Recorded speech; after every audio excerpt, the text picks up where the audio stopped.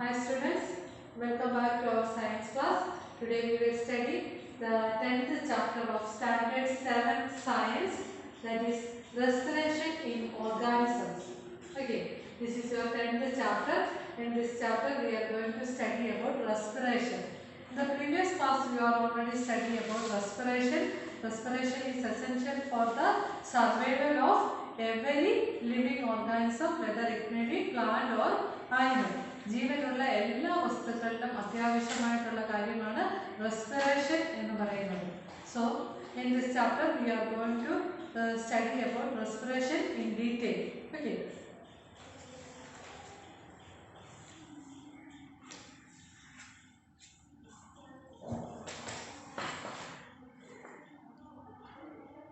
all organisms are made of small microscopic units called cells. A cell is the smallest structural and functional unit of an organism. എല്ലാ ജീവികളും ശരീരം നിർമ്മിച്ചിരിക്കുന്ന അടിസ്ഥാനമായിട്ടുള്ള ഘടകം, basic unit എന്ന് പറയുന്നത് സെല്ലാണ്. Which is the smallest structural and functional unit of an organism. It is cell. Okay, cell is the smallest structural and functional unit of an organism. Okay.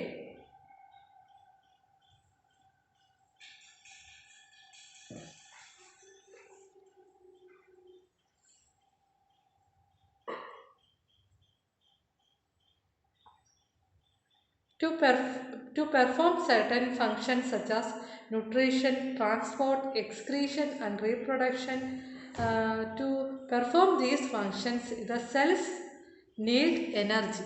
നമുക്കറിയാം, നമ്മുടെ ശരീരത്തിൽ ഡൈജഷനും എക്സ്ക്രീഷനും അതുപോലെ തന്നെ ന്യൂട്രീഷൻ ഇതെല്ലാം നടക്കും. റീപ്രൊഡക്ഷൻ ആൻഡ് റെസ്പിറേഷൻ, ഈ എല്ലാ ആക്ടിവിറ്റീസിലും എന്ത് ആവശ്യമാണ്? എനർജി ആവശ്യമാണ്. But where does this energy come from? പക്ഷെ എവിടെ നിന്നാണ് ഈ എനർജി നമുക്ക് കിട്ടുന്നത്? We get the energy from the food that we eat. The food has stored energy which is released during respiration. നമ്മൾ കഴിക്കുന്ന ഫുഡിൽ നിന്നാണ് നമുക്ക് എനർജി കിട്ടുന്നത്. എങ്ങനെയാണ് ഈ എനർജി റിലീസ് ചെയ്യുന്നത്? During respiration. റെസ്പിറേഷൻ്റെ ഫലമായിട്ടാണ് എനർജി റിലീസ് ചെയ്യുന്നത്. Okay, during breathing we breathe in air. The breathe in air that contains oxygen and we breathe out air which is rich in carbon dioxide. നമുക്കറിയാം, നമ്മൾ ശ്വസിക്കുമ്പോൾ ഉള്ളിലേക്ക് എടുക്കുന്ന വായുവിൽ oxygen rich ആയിരിക്കും. അതുപോലെ the breathe out air which is rich in carbon dioxide, നമ്മൾ വെളിയിലേക്ക് വിടുന്ന വായുവിൽ കാർബൺ ഡയോക്സൈഡ് റിച്ച് ആയിരിക്കും. In the cells, oxygen in the air helps in the breakdown of food. നമ്മൾ കഴിക്കുന്ന ഫുഡ് സെല്ലിൽ ഗ്ലൂക്കോസ് ആയിട്ടാണ് സ്റ്റോർ ചെയ്തിരിക്കുന്നത്. അപ്പോൾ സെല്ലിൽ ഈ ഫുഡിൻ്റെ ബ്രേക്ക് ഡൗൺ നടക്കുന്ന എന്തിൻ്റെ പ്രസൻസിലായിരിക്കും? ഓക്സിജൻ്റെ പ്രസൻസിൽ മാത്രമേ ഉള്ളൂ ഫുഡിൻ്റെ ബ്രേക്ക് ഡൗൺ നടക്കത്തുള്ളൂ. The process of break down of food in the cell with the release of energy is called cellular respiration. What is cellular respiration? The process of breakdown of food in the cell with the release of energy is called cellular respiration. അതായത് സെല്ലിൽ store ചെയ്ത് വെച്ചിരിക്കുന്ന ഫുഡിനെ break down ചെയ്ത് energy release ചെയ്യുക. ഈ പ്രോസസ്സിന് പറയുന്ന പേരാണ് cellular respiration. And the cellular respiration takes place in the cells of all organism.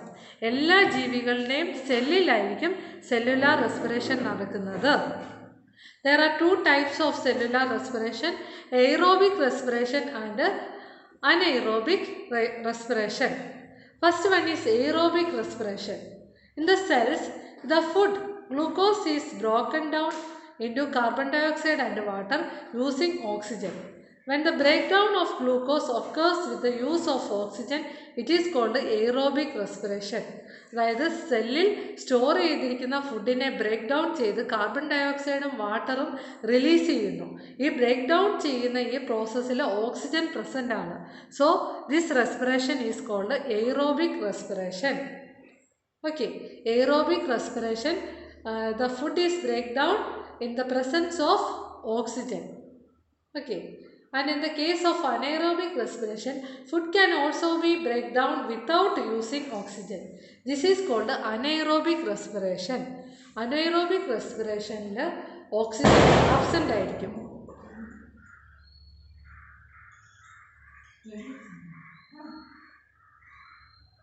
Food can also be broken down without using oxygen. This is called anaerobic respiration. Look at the board. Can you see this? Aerobic respiration and anaerobic respiration. The aerobic respiration, glucose in the presence of oxygen. അതായത് food glucose രൂപത്തിലായിരിക്കും store ചെയ്ത് വെച്ചിരിക്കുന്നത്. Glucose in the presence of oxygen to release the glucose breakdown in the presence of oxygen to release carbon dioxide, water and energy. In aerobic respiration, oxygen is present. In the case of anaerobic respiration, when glucose is breakdown in the absence of oxygen, alcohol, carbon dioxide and energy is released. In the anaerobic respiration, alcohol, carbon dioxide and energy is released. At anaerobic respiration, there is oxygen is absent. Okay.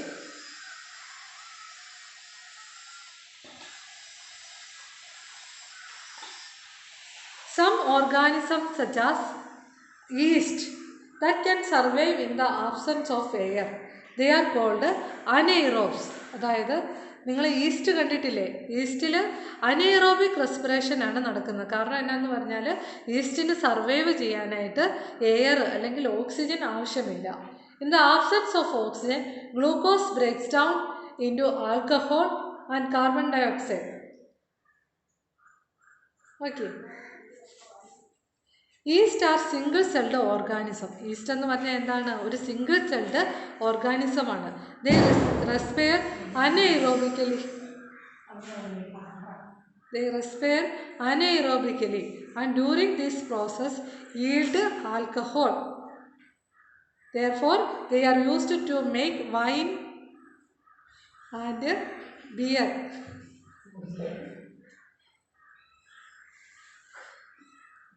അതായത് east എന്ന് പറഞ്ഞാൽ ഒരു single celled ഓർഗാനിസമാണ്. ആ single celled organism അനൈറോബിക്കായിട്ട്, അതായത് ഓക്സിജൻ്റെ ആബ്സെൻറ്റിൽ അല്ലെ എയറിൻ്റെ ആബ്സെൻറ്റിലാണ് respiration നടക്കുന്നത്. അതിൻ്റെ ഫലമായിട്ട് ആൽക്കഹോൾ ഉണ്ടാകുന്നു. ഈ ആൽക്കഹോൾ ഉണ്ടാകുന്നതുകൊണ്ടാണ് ഈസ്റ്റ് ഉപയോഗിച്ച് നമ്മൾ വൈനും ബിയറും ഒക്കെ നിർമ്മിക്കുന്നത്. Okay. Our muscle cells can also respire anaerobically. നമ്മുടെ മസിൽസിലുള്ള സെൽസും അനൈറോബിക്കായിട്ട് റെസ്പയർ ചെയ്യാറുണ്ട്. എന്തുകൊണ്ടാണ്? During heavy exercise, fast running, cycling, walking for many hours or heavy weight lifting, the demand for energy is high, but the supply of oxygen to produce the energy is limited.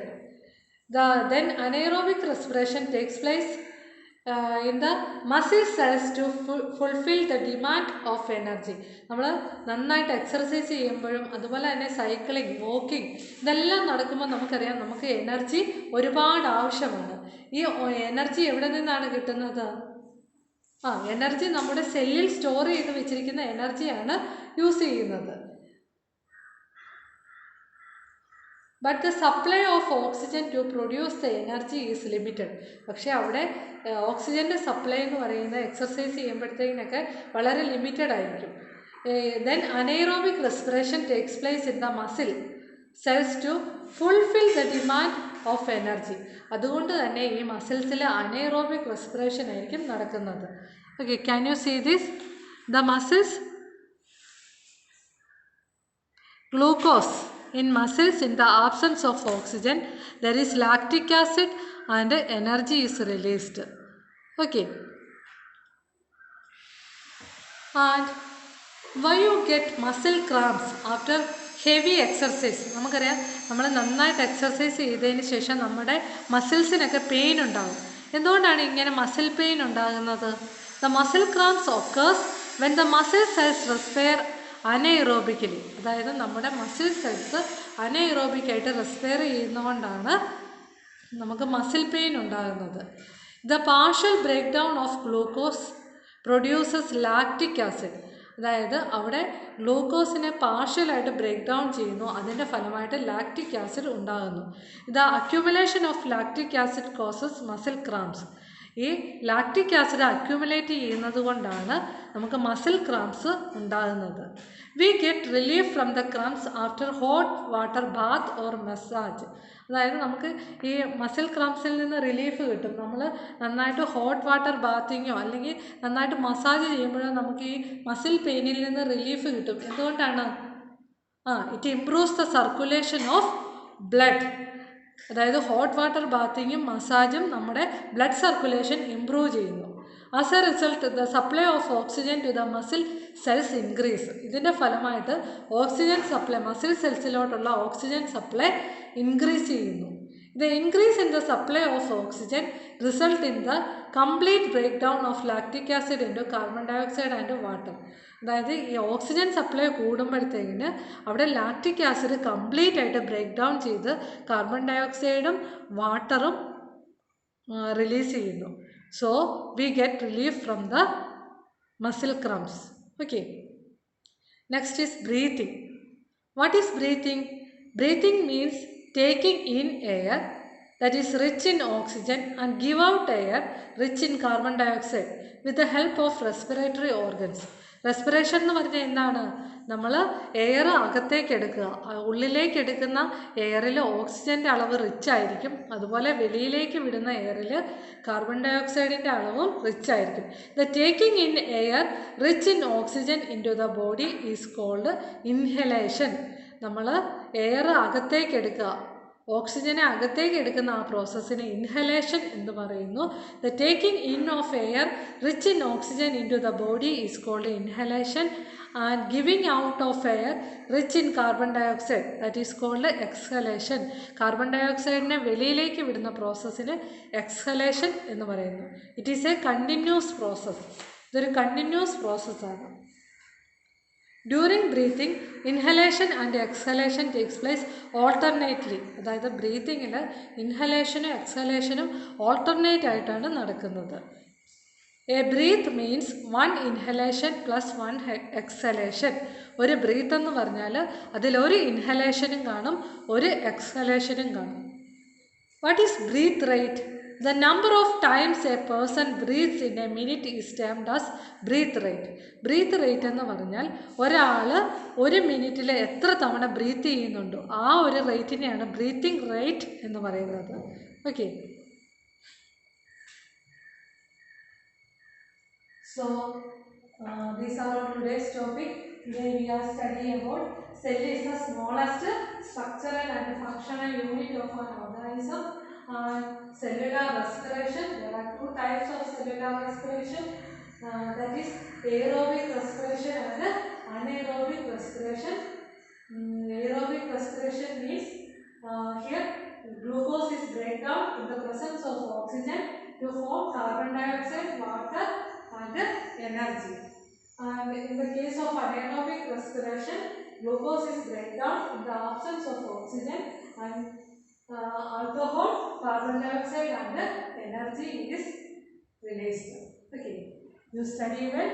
We will meet in the next class. Thank you.